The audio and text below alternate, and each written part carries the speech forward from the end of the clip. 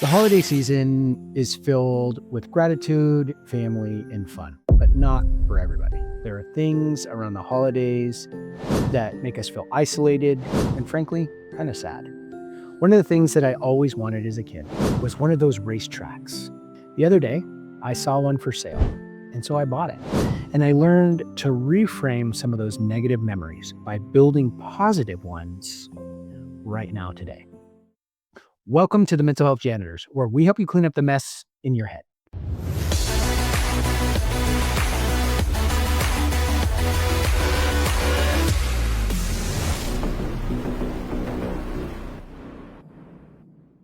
I'm your host, Sergeant Q, and with me, as always, Doc Jess. Hi, thank you for being here. Welcome. Jess, your hair is looking very red today. Very red. My husband just did it. You just did it. It looks very bright, very red, very brand new. I'm trying to wash it as much as I can to dull it down. No, really? No, that looks awesome. It's so copper. It's awesome. Yeah. You don't like it? It's a little much for me. Yeah. Oh. But he's always wanted me to do the carrot top, Irish red. It's very copper. I like this look. Okay. Should have done the eyebrows as well. Nobody has copper eyebrows. You could be the first. You could be a trendsetter. A trendsetter with copper eyebrows. No, thank you. Well, I'm sorry I brought it up. Yeah. But I think it looks great. Thank you. I do. Of course, it's marine red. I noticed it in church. I was like, oh, she just got her hair redone. No, that's great. Yeah, and my husband's a licensed cosmetologist, so he's doing it at Saturday night, so it's fresh for Sunday church. Yeah, it looked awesome. I was like, yeah. Oh, my sweet mom, she pulls up to church and she goes, "Whoa, when'd you do that?" I was like, "Oh, okay, well, Billy did it last night." She goes, "Does he like it?" I said, "He likes it, yeah." She was like, "Well, I guess that's all that matters." I said, "Well," my dad's so funny. He's in the front seat. I said, "Well, you don't need to tell me how you feel about it. I already can tell." And she's like, "Nope, I don't." My dad's dying. Like, oh gosh. Well, I think it's awesome. I'm grateful for your husband because I think it looks cool. I noticed it straight away in church. Yeah. I mean, you have naturally red hair anyway, so it is noticeable. But this is, it's like... This is Christmas red. Yes. Merry Christmas. Speaking of Christmas and holidays. You don't even have red bows in your hair. No. We're talking about gratitude. And so I am grateful that you gave us, you prayed earlier, thanking God for our growth that the four of us have had, me and Holly and you and Billy. And not just our personal growth, but also growth in our marriage and growth in our friendship. We become really good friends. Yeah. Past decade, literally decade. Yeah. And so it didn't start that way, but we've put a lot of hard work into it. We had some rough things happen in the beginning, but we didn't quit. We kept building. We kept reframing those memories. And now we have an incredible friendship. Yeah, it's unfortunate these days when things get hard or there's an offense or something happens in friendships, people just, it's too hard. They bail. Right? Because there's a lot of different steps you have to take to rebuild, and those are awkward and they're hard. And so I understand. I know that feeling, but when you see it full circle, we're talking about full circle. Yeah. Man, just the character growth, and then you're like, dang, we've been through kind of as bad as it can get. So what else can we not handle together? Right. Yeah. And we're stronger because of it. And not only are we stronger, but the work that we all do is so much stronger. Because, I mean, I can't tell you how many times your husband has called. Like, I just met this guy. I want you to talk to him for 5 minutes. I don't even need to know what Billy said because I know who he is. Yeah. And so I know what to talk about that's going to just validate everything he's been telling this guy. Right. And so all the time, we're able to do that for one another. I'm able to refer people to you. You can refer people to me. We're able to help people or just validate the things that we're saying. You've called me before. In session. Hey, can you explain this for you? Do it better. And my client sits there on speaker and listens. Yeah. I mean, that's the power right there. And I talk about this. I talk about the power of teamwork Mhm. and how when I use the draft horses, Mhm. I've given this example, right? If you don't know the draft horses, one draft horse can pull 8,000 pounds. Two draft horses, they don't pull 16,000, they pull 24,000 pounds, 3 times as much. So it's a multiplier of 3. Mhm. That's the exponent. So there's 3, it's a 3 power. But if you train them together, they start to work and be collaborators, not in competition, but in collaboration. They'll actually pull 4 times the amount, 32,000 pounds. Wow. So then it becomes, like I said, it becomes an exponent. You're not multiplying now. Now it becomes a power. They call it, to the power of 2, to the power of 4. Mhm. Now, here's the really cool thing. So that's 2 draft horses. Mhm. Okay. So when you add 2 more in, Mhm. you're not doubling Mm-mm. that output. It becomes an exponent. So then it becomes like 122,000 pounds. Wow. Something crazy like that. That's When cool. you have 4 of them working together. That's the power of a team. It becomes an exponent, they call it the power, right? Are you calling me a draft horse? Was this a fact? Yeah, are you draft horses that are fat? They're beefy for sure, but they're not fat. Yeah. But that's the power. And so when we're going to be talking about gratitude today and how to reframe some of these hard memories. And if you try to do it by yourself, it's possible, but it's a lot of A hard lot work. harder.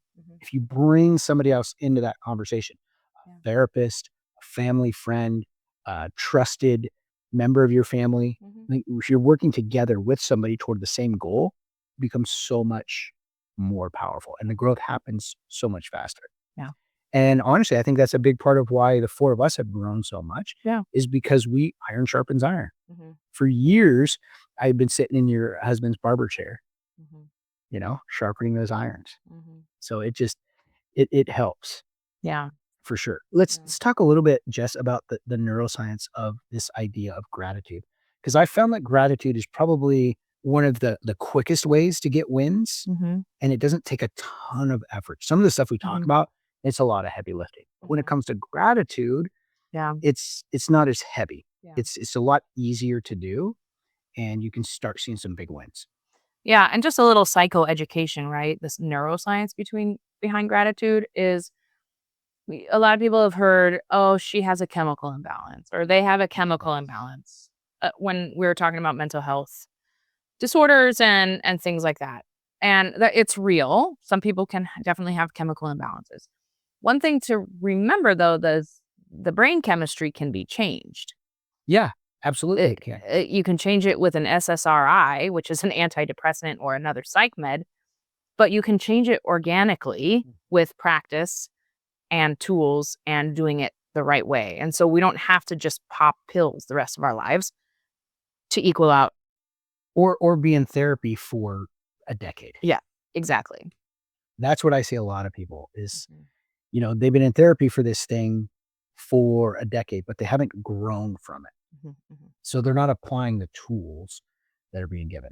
And that's why I'm a big fan of cognitive behavior therapy. It's a therapeutic approach for counseling. You go to school to be a counselor or a graduate degree, and you have to learn about all the different therapeutic approaches, Freud and lots of different Gestalt, different theoretical thinkers, right? Psychologists and research from the past. I'm a I'm the biggest fan of cognitive behavior therapy because it helps change your brain chemistry. Yes. And so that's why insurances like it. They'll pay for you to go see a cognitive behavior therapist because there's so much evidence and proof of it actually changing behavior and root causes of things so that you don't have to keep going back. When I wrote my book, and I look back at it now, a lot of that was CBT before it was even mainstream, before it was even coming out as I was already learning this stuff and Mhm. seeing it. So when it came out, I was like, hey, I understand this because I've been writing about it for the last several years. And it's because you were studying the brain and scriptures together, which 100%. brings me to my second point of why I love cognitive behavior therapy is it's evidence-based, meaning there's lots of research to prove that it's effective and it works, but it also mirrors and parallels what scripture's been teaching us for thousands of years. And Yes. so These are universal truths. They're not even up for negotiation. no. Like, I mean, this is what scripture says. You don't have to believe the whole Bible, Just telling you, this is what scripture says. This is what the ancients wrote thousands of years ago. And this is science proving that what they said is true. Yes. It's not, the research is done. Yeah. There is no more arguing about it. Mm-mm. It says this is actually true, what they wrote. They knew something back then that science is just now proving. Yes. It's been right the whole time. The whole time. And that's Science why proves it. you were working through those things. Yeah. That cognitive behavior therapy is now teaching. And you're like, oh, I wrote about that in my book and I never even heard of cognitive. That's right. Nothing. Right. That's so right. If we're going to think about brain chemistry, right, we want to know these 4 chemicals, right? Yeah, neurochemicals. Neurochemicals. So here's 3 things that we want to do today, you guys. We want to do this. We want to educate you, which is what we're doing right now. Mm-hmm. And then we're going to empower you with some really cool tools. And then we're going to encourage you to take next steps. Because nothing we teach here is going to help you if you don't apply it. So you're going to get educated. You're going to get empowered with these tools. Mm-hmm. Then the last part is really on you. You have to take the next step. Yeah. Okay, go ahead. Okay. So the 4 chemicals neurochemicals we're going to talk about in the frame of gratitude is our dopamine, which is the motivator, right? And it's our learning reward. Yep. Okay. Then we have our serotonin, which is more of like an emotional stabilizer. It's what helps you stabilize your emotions and regulate. And it helps you find your position in a group. Serotonin is what helps you feel comfortable in a group. Is when you're building serotonin, you feel comfortable in this group. You know where your hierarchy is. Mm-hmm. So, and another way to think about it is like self-worth. That's exactly right. Yep. Yeah. It builds that self-worth, self-esteem component to your life as well.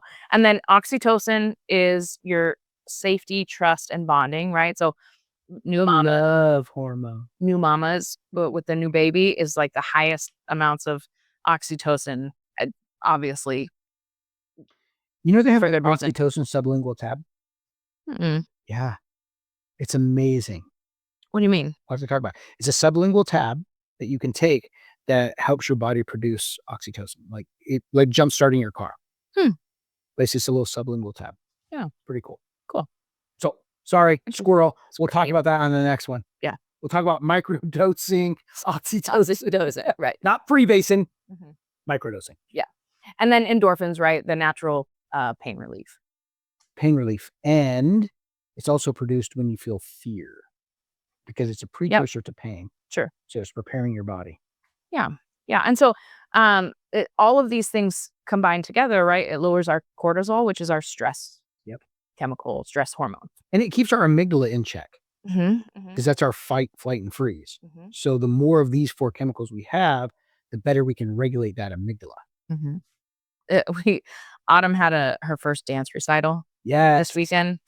And it's, like these little, she was the dance team one. So it was little older kids, but they had these little, I'm talking 3-4-year-olds with the tutus coming out there and like just doing little tiny steps. But there's this one girl who gets out there and she just like this. Oh. All of her other dance mates were dancing and she was like this. Frozen. And I was like, oh, that's her amygdala. She's a freezer. She froze. It was so cute. It was very cute. So let's talk about how those 4 chemicals, right, can be medicine. You don't need to take a sublingual, like you can train your brain to make this work for you, right? And that's why when we talk about cognitive behavior therapy, like the bread and butter of cognitive behavior therapy is the cognitive triangle. And that's where a situation happens. It triggers an automatic thought. That automatic thought travels down and creates an emotion. That emotion then creates the behavior. And that emotion is a chemical response in your brain. So you have a physiological response in your body. So this little girl who was up on the stage, automatic thought was, everybody's staring at me. Something like that. That created the emotion of fear. Yes. And she felt it physiologically in her body. So she froze. That was the behavior. And the freezing is a survival instinct because in the wild, predators, they see motion before they see shape or color. So that's why you see deer where they hear something and they freeze. They don't run right away. They'll freeze because if they stay very still, odds are that predator will not see them. Yeah. So the holiday season can trigger a lot of hard emotional things for a lot of people. And you were vulnerable enough to open up today talking about some of your hardships around the holidays. Mm-hmm. And there's a lot of people that find the holidays hard. And I remember I grew up loving Christmas. I love the cheer. I love everything about it. The lights, the gifts. I loved all of it. And then my Nana, she died when I was 9. And so I think about like my Autumn, she's 10. So it would be like her losing Nina right now. And I'm like, man, that would devastate Autumn. Devastate her, right? And so that was my first devastation because I was her only granddaughter. Me and my brother, like we were spoiled to death. Like we loved our Nana, right? And so that was a pretty big hit for a 9-year-old. And I remember the next Christmas season after that, I was sad. Well, I just didn't that too, but she died Mother's Day. Oh, okay. Time frame, but then that Christmas, I didn't enjoy. I was sad. I was like, "What is wrong with me? What's going on?" And I remember my mom saying, "It's this Christmas is going to be a little harder because you've established this like memory with Nana for Christmas time and the joys of that, and it's different this year, and so we're gonna have to do new traditions and new fun things." So that first year of grief, which we could talk a whole thing about grief, but that first year is a year of firsts. Because it's the first time that person's no longer there. So it brings back all of that hurt and pain. And so that first year is really hard for people. And they're like, gosh, I thought, I was doing better and now I'm right back. That's normal. Because it's the year of firsts. So it's all of the first times of dealing with these things without. Exactly. Yeah. So reasons gratitude feels hard this season, right, is like loss or grief. We talk about that. Family tensions, dysfunctions in the family, like like, do we want to go to the in-laws? Do we want to? You're going to have to see this person that maybe you've had a negative experience with, and now they're going to be at the holidays. The crazy drunk uncle. Why are you putting my business out there? Oh my God. The unfunkle. Like the unfunkle, the unfunkle. That's what her kids call me. I am the unfunkle. As a joke, because he is fun, but he's a buzzkill sometimes. As a joke, right? He's still fun. But loneliness disguised as busyness. So feeling lonely during the holidays, and so you stay busy.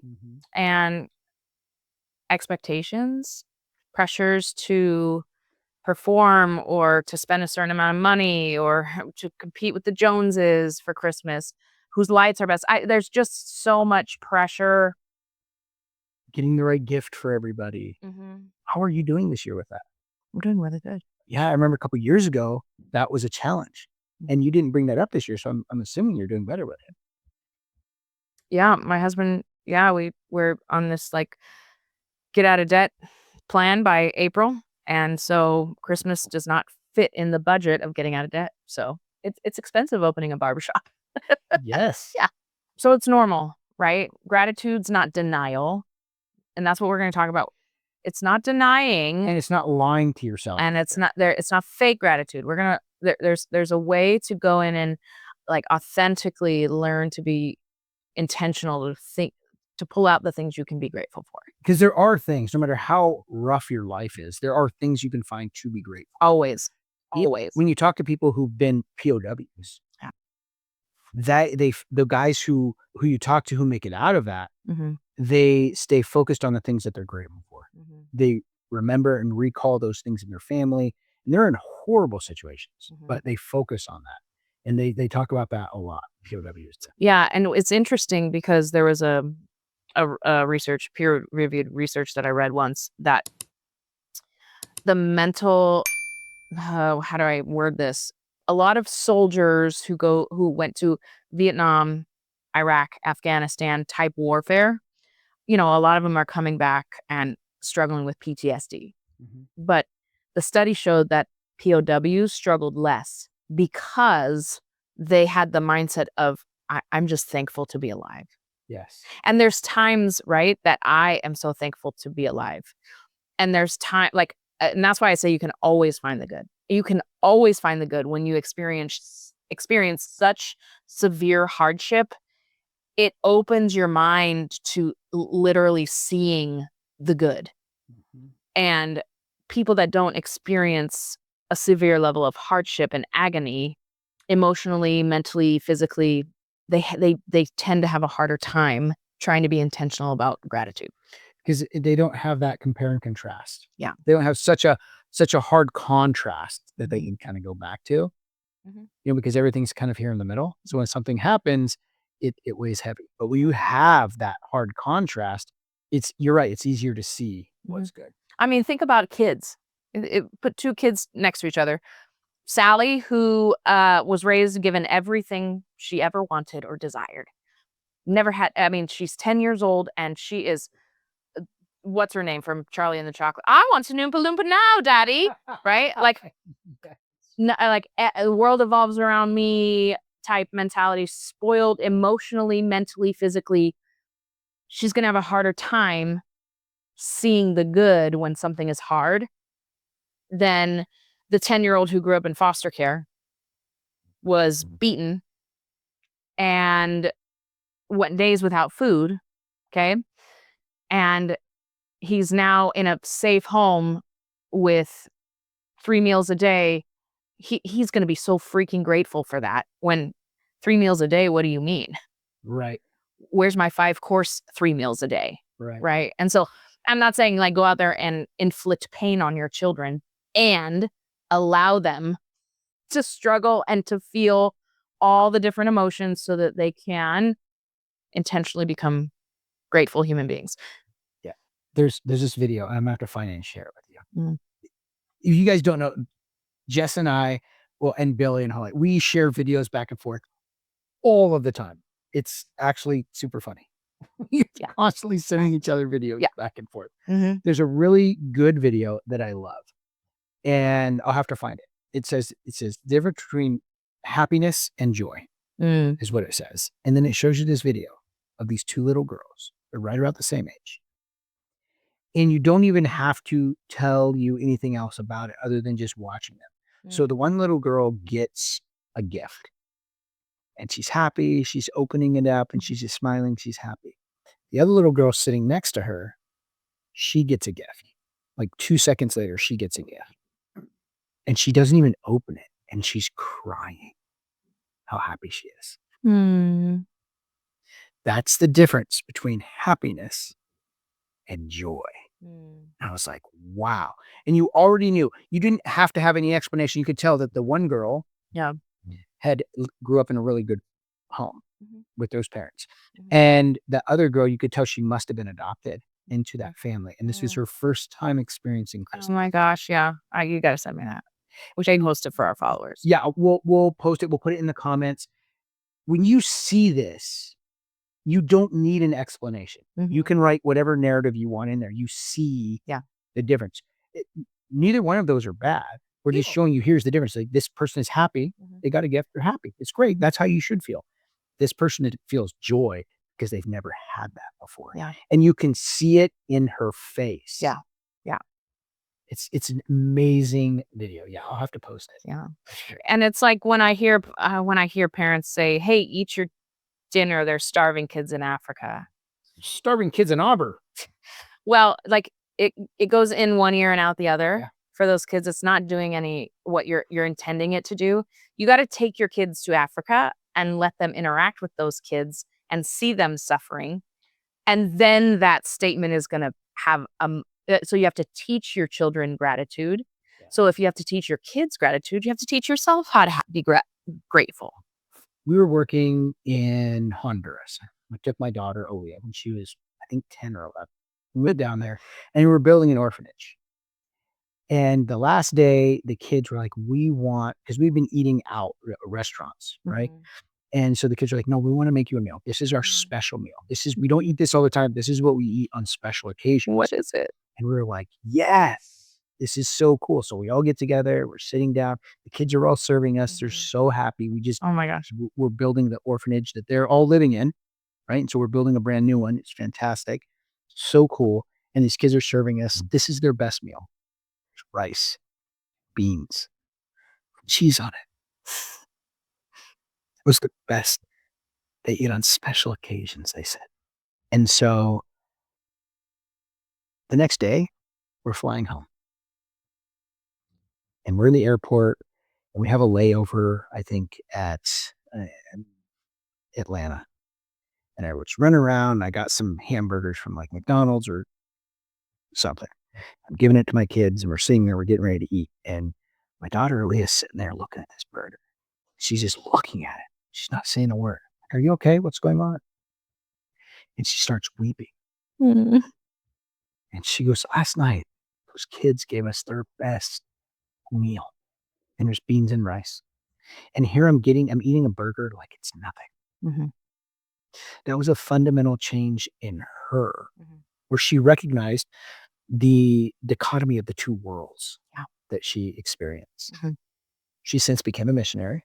Mm-hmm. And not only did she become a missionary and spend a year out there on the mission field, she now supports all those other missionaries that she met along the way. So she works a regular job now. She works in the company, but a good portion of her check, I know because I see it, goes to these missionaries who are building these programs. Yeah. So that's what we're talking about. That's how you can build this resilience in your kids of gratitude by not telling them, showing them. All right, so let's talk about some tools, Jess. Yeah, let's talk about what tools can we use for people to start building gratitude? Here's a disclaimer. You need to use discipline. Because doing this once, it's not a one and done. This becomes a lifestyle. You must have discipline. Everything we teach you, you got to use discipline. Otherwise, it's not going to work out for you. All right, Jess. Other than discipline, what can we do to start building gratitude? What's one or two things that we can do? The one that I really want to talk about and challenge is simple 3 things a day. You wake up and you write down in a special journal or something 3 things you're grateful for every single morning, right? And this goes back to the study out, I think, out of UC Berkeley, where they took participants A and B, right? They did I've read this study. Depression and anxiety assessments for them. So the GAD-7, and you guys don't care about that stuff, but official assessments, right? To see where they're at with their anxiety and depression. And they all took it, right? And so group A was told, in order to participate and get the $500 Amazon gift card at the end of this or whatever, 90 days, you have to keep a gratitude journal where you write 3 things that you're thankful for every single morning for 90 days. And group B was placebo. You guys don't do anything different. And remember, at the end, 25% reduction in group A of those anxiety and depressive symptoms. And that's 25% of them. No, 25% overall. Overall reduced. So everybody felt a reduction, some more than others, but it was 25% overall. And just after 90 days, right? So this isn't something that, well, I tried it once and it didn't work for me. This is something you have to commit to and have discipline and just say, okay, for 90 days, whatever, I'm going to do this. And you know what, Jess? People who say it didn't work for them, they're lying. I know. They're lying. They must have not have done it. Yeah. Because it's the way the brain works. Yeah. It's like saying, oh, gravity didn't work for me. Exactly. I don't believe in gravity. I'm just going to go jump off this building. Yeah. Okay. Yeah, it didn't work for you, huh? Gravity didn't work. It's the same thing. This is how your brain functions. This is like, hey, my car ran out of gas. Oh, my car doesn't run on gas. Well, does it run on hydrogen? Water? No. Gas. That's what your car runs on. Yeah. Unless you got a Tesla. But still, it runs on gas because that power came from some sort of fuel that charged up that battery for you to drive it. Yeah. So it doesn't matter what you think if it's going to work or not. It works 100% of the time because it's just the way the brain is wired. Yeah. Just the way it's wired. Yeah. So I would say gratitude journal. I mean, you can go on Amazon and get a gratitude journal that prompts you to even take it and the next step, you know? You remember when we did that, when we did all those habit tracker apps? Yeah. Oh my gosh. If you got like a year, maybe 2 years ago. Yeah. We tried all these different trackers. And you know, for habits. I don't use any of those. Not a know what I use? My notebook. My notebook. I'm still pen and paper. Yeah. Well, I use my Remarkable. Mhm. but same thing. It works better than any of those other things for me. Yeah. One thing maybe to touch on is real gratitude, not social or polite gratitude. So surface gratitude sounds like this. I'm thankful for my house, my job, my food. Okay. Social gratitude. But brain rewiring gratitude is specific, emotional, embodied. It activates deeper neuro circuits and strengthens emotional memory networks. So specific gratitude trains your brain to notice life's details, the micro moments that build long-term resilience and joy. So I'm grateful for the strength it took to get out of bed today. That's more of a foundational gratitude. I'm grateful for one quiet moment I had this week. I'm grateful someone thought of me recently. I'm grateful my body carried me through another day. I'm grateful for the lessons that my pain has taught me. Those kinds of things to write down for gratitude. It's not a checklist. It's honoring your survival and who you are becoming. And so a lot of my go-to when it's another tool. I guess this is the second tool is 357. Remember 357. Oh, Jessica, I should talk about 357. If there's something going on like negative, immediately 3, 5, or 7 good things. That's right. Quick. And my go-to good thing is my home. And it's not like the surface of I'm grateful for my food and for my house. The home I live in, it's my parents. And it's kind of my childhood home. We moved there when I was in high school or 8th grade. And then I did my high school years there. And we had the opportunity to move back in 2007 as an adult. And it's kind of like a cabin in the woods. To be clear, her parents don't live there. No. Oh, yeah. But it's their home. They own it. Right. And so we got the opportunity to move back in. And it is such a place of peace for me because of the memories and the safety it brings me with memories of my brothers and my parents and just like before the chaos of war. And so it's just been such an anchor for me and my growth, but also it's been such a great ministry platform to host events for people that live in apartments and can't do, birthdays it's just been such an awesome tool of ministry. And so that's not necessarily a surface level gratitude. Like I am thankful for my home because of all these things. Right. And so 357, something negative happens, I get home and I'm complaining about how a client made me feel. And where we say 357, you're right. Okay. Three. Right now I'm feeling pretty low. So I'm just going to say 3 things I'm grateful for. I'm grateful that I get paid even when the clients are jerks. I'm grateful that I got home safe because I could have gotten in an accident on my way home. Like just 357. So if you don't remember anything, 357. That's the one that I like to do because it's that in the moment and you've got to train yourself for that in the moment time. Like when you get up and you have a routine and you do it, that's great. And it's foundational and it works. And that's kind of like step 1 is just learning to do that. But then step 2 is this one that you just talked about. It's when those moments happen, what do you do? How do you respond? Mm-hmm. And I was just talking about this today. I'm going to be speaking at the end of the year at this conference. Mm-hmm.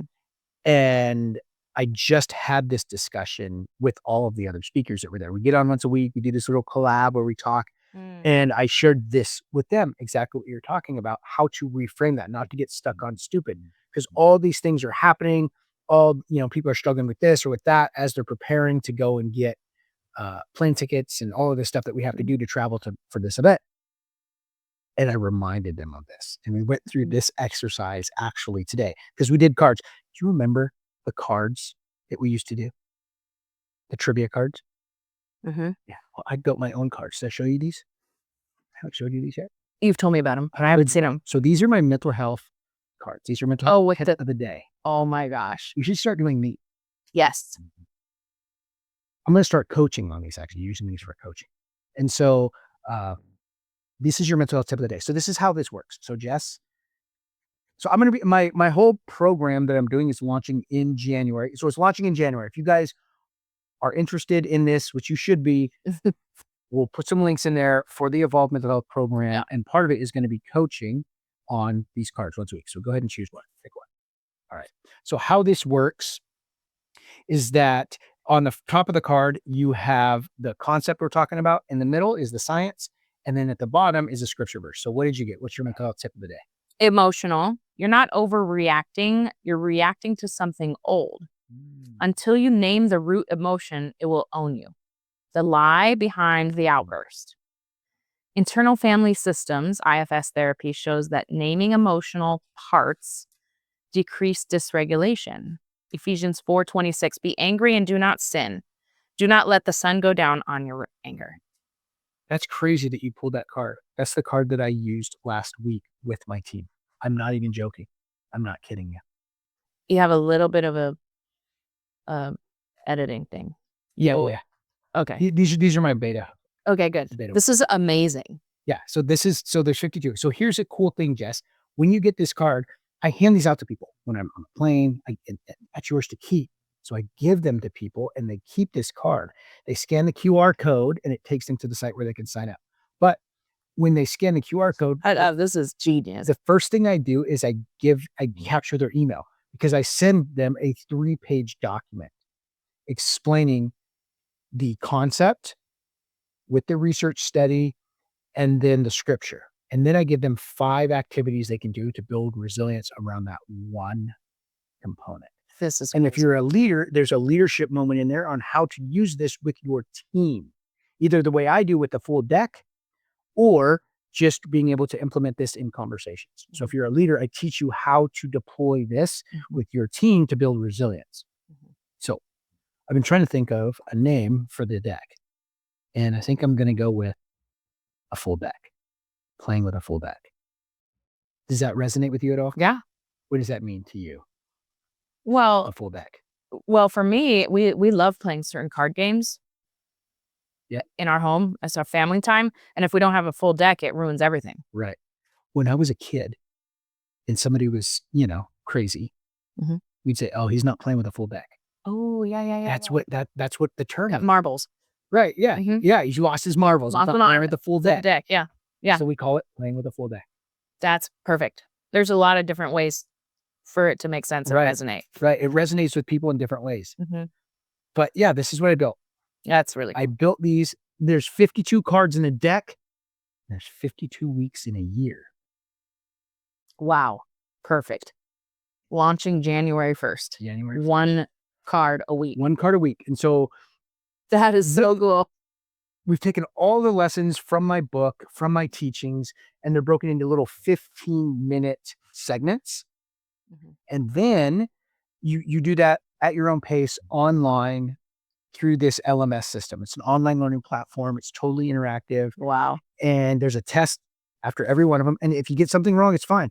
It just takes you back to that part of the teaching where that one specific component was for the lesson. And then it brings you right back. Wow. And so when you that's part of it. And the other part is once a week, I'm going to be doing coaching and we're going to pull one of these cards and we're going to coach on these cards. And so that's part of my program that's going to be coming out. That's so cool. And everybody wants these cards, but I don't sell them. You have to, in order to get the full deck, you've got to be in the program. And not only do you have to be in the program, but you've got to be somebody who wants to then take this to their sphere of influence. So everybody wants these, like, oh, I really want those. Then you have to be a leader who wants to bring this knowledge to your sphere of influence. And then I give you the full deck. Because I'm just not going to give it to people who want it. You've got to actually do something for it, which is take what you're learning and give it to somebody else. Yeah. And so that's what we're doing. Multiply it. Draft horse it. That's right. Draft horse it. But yeah, I thought you would like these. I know how I came up with these. How? One guess. Take one guess. How did I come up with this idea? Fishing. Close. Prayer. Yeah. Prayer. The Bible says, he who is lacking wisdom, ask the Lord who gives it freely. Yeah. And that's what I did. I said, God, I need a better way to interact with people to start these conversations around mental health. And we talk about this all the time. How do we start it? These are great conversation starters. Yeah. Great conversation starters. Yeah. And so I just prayed about it. And I came up with, a deck of cards. Everybody loves a deck of cards. We play cards all the time. It's part of our, part of us as an American society is cards. And so now I prayed about it, and God gave me that vision for these cards. And I sat in my office for 4 days and I didn't come out. Yeah, I remember you telling me I about told you about that. And then Holly would just like slide food and water. And You're like the Mad Hatter. I'm just with my headphones on, building this whole thing. And then my team is amazing. My team out of the Philippines, they built this whole thing, like physically built all the cards. They built out the whole system so that I can deliver it to people. Yeah. So there we go. And of course, me, like family therapist, I'm thinking, how cool, because families play cards. How cool would it be, family night once a week, play cards and do one of these? Yeah. While you're playing cards. And you're building relationally with each other while you're growing and doing something fun. In the military, you always want decks of cards. Yeah. Right. And when you're in the military, they used to give us the deck of cards that had all the HVTs, high value targets on it. Remember that? The photos of like Saddam and Uday. You didn't get any of those? Oh, I think I still have a deck. Anyway, they had the faces of all the bad guys. Nice. And so we could start memorizing them. Oh, yeah.